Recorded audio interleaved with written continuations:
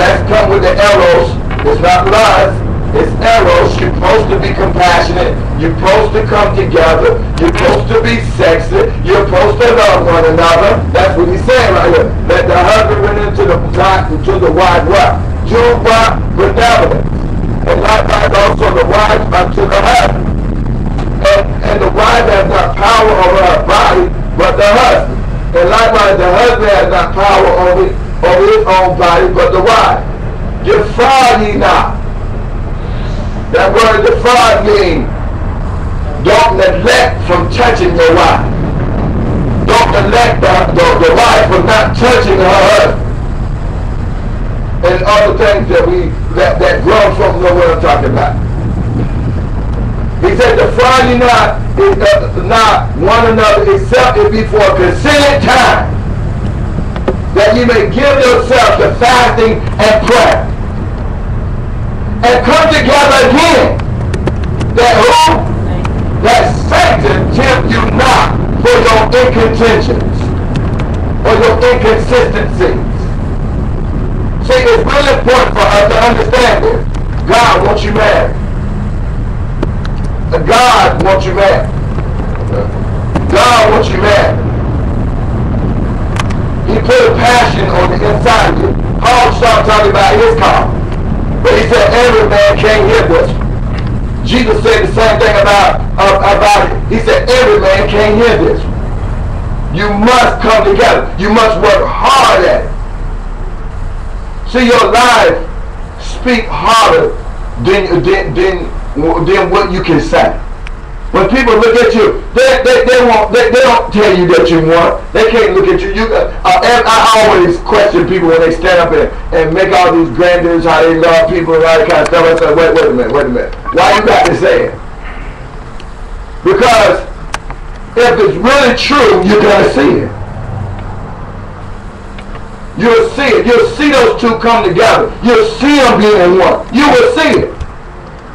That I always laugh when I see people being one. They almost say the same words. The spouse not even in the room, they'll say the same thing. In fact, Ananias and Sapphira got in trouble. They got in trouble because there was so much in agreement in a wrong thing. And they both died because they were in agreement to do evil. They were in agreement to do evil. But it's so important for us that we stay one. That we stay one. You said, Lord, what's in me that's keeping me away from my wife becoming one?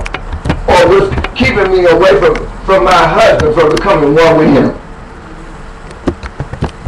And you have to make sure you don't be critical with your spouse. You're only going to be with him for the rest of your life. The Bible said, when God put together, let no man do what? Put asunder. You're only going to, even if you leave them, you're still there. Some people think that they get divorced and they leave the person and it's going to be over with. Somebody tell them they're still there.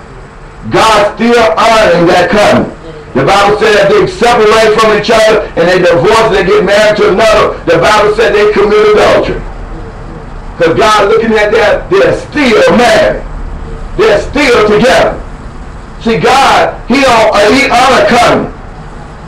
God honors covenant. He loves covenant.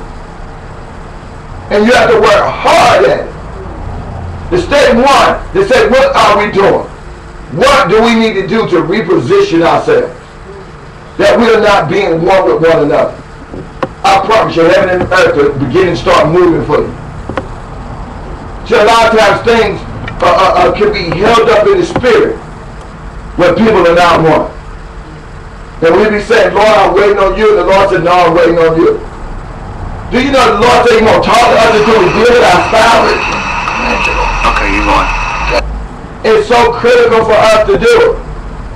Because when we don't do it, anger comes. When we don't do it, God said, you don't understand me. See, I made you like me. Jesus prayed a prayer in the book of John chapter 17. He says, Father, I pray that they be one even as we are one. That's a serious oneness. As we are one. And it's not a request from us. It's a request from Jesus. Jesus made the request that we be one. It's so important for us to be one that Jesus made the request. So we actually know that we're in the will of God when we're working at being one.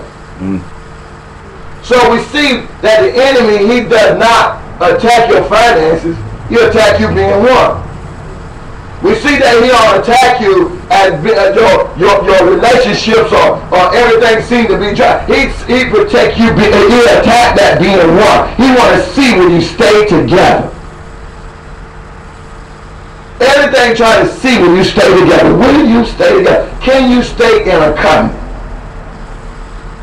You see what I'm saying? Can you stay? The whole trial of Job, was to see will he stay in a covenant. Will you stay in your covenant? Job stayed in his covenant with God, regardless of what happened. He stayed in his covenant with God. The whole battle was about his covenant. He said, Job, surely he will not do anything against me. He said, surely he'll stay in my covenant. Surely he won't curse me. Surely he'll stay with me. Can we say that about our spouses? Can we say that about the covenants? Can we say that? It's really important that we come to the place that we can say that. I'm going to stay with my spouse. I want to hear everybody say, I'm going to stay with my spouse. I'm going to love my spouse. Now I'm going to get intimate with my spouse. Mentally, spiritually, and financially. I'm going to get intimate with my spouse. Hidden accounts. I'm going to tell them about that hidden account I got. That money that I got put up. That I ain't telling them about. I'm going to tell them about it. And that will bless your finances. There are many things that we be doing to put up nest eggs and shelters for ourselves are indicating that we're not one. God wants us to be what? One. Truly being one. Truly being close. And you'll see it. It's something that can't even be articulated, but when people see it, they'll know it.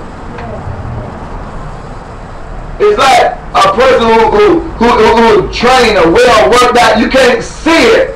You can't. He ain't got to say something. You can what? See it.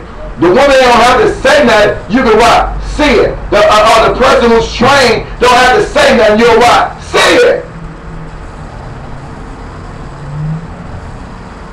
We got to come to the place where the world groans for what we have, instead of us groaning for what they got.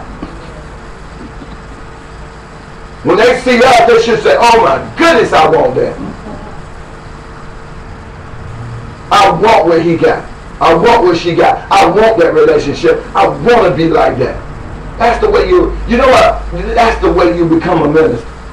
That's the way you become truly a man of God. You know what? A person can preach real good and have his life jacked up and nobody won't follow. They'll come listen to him. They'll come hear a good singer. But if he ain't got no validity under him, it won't stand. The Bible said that a man that built his house, that listened to the saying of Jesus Christ, he said if you build your house upon the rock, when the wind blew, the rain descended and the floods came, it said it stood because it was foundation upon the rock. And it said when a person that don't listen is like a person that built his house upon the sand. It said the flood descended and the rains came and blew upon the house, and then it said great was the fall of it. Because it was foundation upon what Jesus said and how it's supposed to be done. It's really important that we come together. You got to come like tape. That great tape, you got to be able to stick real hard to your spouse.